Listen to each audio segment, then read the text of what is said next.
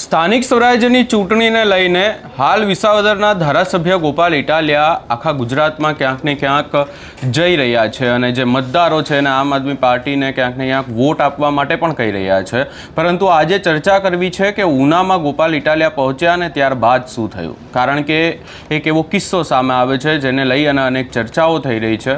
શું છે સમગ્ર મામલો એની વિગતે ચર્ચા કરીશું. નમસ્કાર, હું છું ઉજ્જવલ અને આપ જોઈ રહ્યા છો નિર્ભય ન્યૂઝ. હાલ આખા ગુજરાતમાંથી અનેક એવા કિસ્સાઓ સામે આવી રહ્યા છે કે જ્યાં ભાજપના નેતાઓ મત માંગવા માટે જાય છે ને ત્યારબાદ લોકો એમને ભગાડી દે છે અને આવા અનેક કિસ્સાઓ પણ સામે આવ્યા. પરંતુ હવે ગોપાલ ઇટાલિયા ઉના પહોંચ્યા હતા અને ગોપાલ ઇટાલિયાએ ઉનાથી જે ઉનામાં હાલ ચાલી રહ્યું છે એને લઈ અને શું નિવેદન આપ્યું છે સૌપ્રથમ એ સાંભળી લઈએ. તો સૌને મારા રામ રામ પ્રણામ. આજે હું અત્યારે ગીર સોમનાથ જિલ્લાના ઉના શહેરમાં ઊભો છું. આ ઉના શહેર એક જમાનામાં સૌરાષ્ટ્રની શાન ગણાતું, કેમ કે અહીંથી દરિયાકાંઠો નજીક છે. વેપાર ઉદ્યોગ આ બધું ઉનાના રસ્તે સૌરાષ્ટ્ર સુધી આવતું. અને પછી રાજકારણની અવદશા થઈ.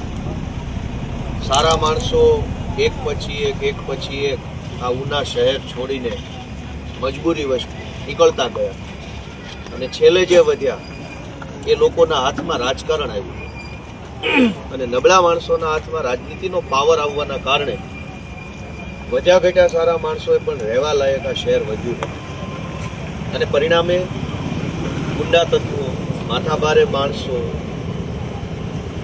અને સમાજની અંદર તમામ પ્રકારના અનૈતિક અને અસામાજિક કામો કરનારા લોકોનો દબદબો વધ્યો. કોઈ બોલે તો પણ બીક લાગે એવા માહોલની અંદર મને કહેતા ખુશી થાય છે કે આમ આદમી પાર્ટી દ્વારા ઉના શહેરની નગરપાલિકાની ચૂંટણીમાં ઉમેદવારો ઊભા રાખવામાં આવ્યા છે.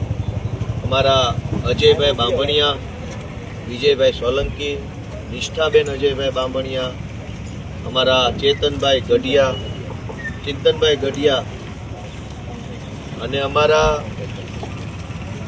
આ ઉના વિધાનસભાની ચૂંટણીમાં ઉભા રહેલા ઝાંસીની રાણી જેવા સેજલબેન ખોટ, આ બધા આગેવાનોએ જવાબદારી લીધી છે કે ક્યાં સુધી અન્યાયને જોયા કરવો છે, ક્યાં સુધી સહન કરવું છે. ચાલો આપણે આગળ ચાલીએ અને બદલાવ લાવવાની કોશિશ કરીએ. આ ઉના શહેરને સારા વેપારીઓ છોડીને જાય, સારા આગેવાનો છોડીને જાય તે જોયા નથી કરવું. બદલાવ લાવવો છે અને ઉનાની રાજનીતિમાં એવો પ્રકારનો ફેરફાર કરવો છે કે લોકો બહારથી અહીંયા રહેવા આવે, ધંધો કરવા આવે અને એની જવાબદારી આ ઉભેલા લોકોએ લીધી છે. જનતા, ઉનાની જનતા, તમામ સમાજના આગેવાનો, કેમ કે જ્યારે અન્યાય થાય છે ત્યારે બધા અન્યાય થાય છે, તો ન્યાય કરવાની લડાઈમાં પણ બધાય ભેગા હોવા જોઈએ. અહીંયા જે કંઈ પણ સંખ્યાબળની દૃષ્ટિએ મુખ્ય ગણાતા સમાજો છે એમને મારી વિનંતી છે કે આ ઉના શહેરના બધા યુવાનોએ મારી જેમ એક ઝંડો લીધો છે, આગેવાની લીધી છે, હિંમત કરી છે બહુ મોટી કે ઉના શહેરની હાલત તો બદલવી છે. હવે આ હિંમતની કદર કરવી અને આ હિંમતને બિરદાવવી એ ઉના શહેરના તમામ સમાજના તમામ લોકોની જવાબદારી છે. અને અમારા અજયભાઈએ કે વિજયભાઈએ કે ચિંતનભાઈએ જવાબદારી લીધી, હિંમત કરી, આગળ આવ્યા, પહેલું પગલું ભર્યું. એ પછી પણ સાવરણાને મત ન આપીએ, ઝાડુને મત ન આપીએ તો ભવિષ્યમાં ક્યારેય કોઈ સારો નેતા ઉનામાંથી ઊભો થઈ શકશે નહીં, અથવા કોઈ ક્યારેય સારો માણસ રાજનીતિ બદલવાની હિંમત નહીં કરે.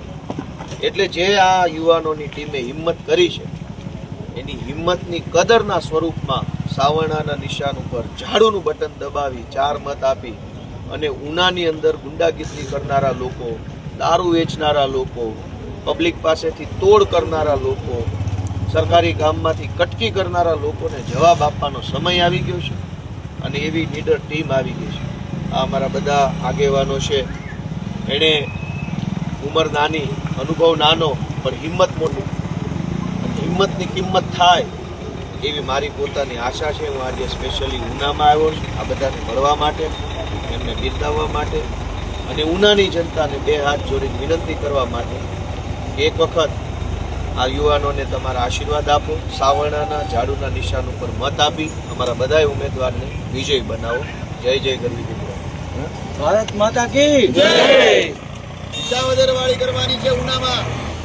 હા, ભ્રષ્ટાચાર મુક્ત ઉનાને તમે અહીંયા ગોપાલ ઇટાલિયાને પણ સાંભળ્યા અને ગોપાલ ઇટાલિયા દ્વારા જે ઉનામાં હાલ જે પરિસ્થિતિ છે, ગોપાલ ઇટાલિયાએ પણ કહ્યું કે ઉનાને એક સમયે સૌથી સારો શહેર કહેવામાં આવતો હતો, પરંતુ હવે એ વિસ્તારમાં દારૂના અડ્ડા, ગુંડાગર્દી, આ તમામ જે અસામાજિક જે કહી શકાય કે પ્રવૃત્તિઓ છે એ થઈ રહી છે. અને આ તમામ ચર્ચાઓની વચ્ચે હવે ગોપાલ ઇટાલિયાએ ખાસ કરી અને ઉનામાં જે ગુંડારાજ ચાલી રહ્યું છે એને લઈ અને નિવેદન આપ્યું છે. અને એની સાથે જે આમ આદમી પાર્ટીના ઉમેદવારો છે એમને જે ડરાવવા ધમકાવવાનો પ્રયાસ પણ કરવામાં આવ્યો હતો, આ તમામ બાબતને લઈને પણ ગોપાલ ઇટાલિયાએ જે નિવેદન આપ્યું છે એને લઈ તમારો શું અભિપ્રાય છે એ અમને કમેન્ટ કરી જરૂર જણાવશો. ને અમારી ચેનલ નિર્ભય ન્યૂઝને લાઇક, શેર, સબસ્ક્રાઈબ કરવાનું ભૂલશો નહીં.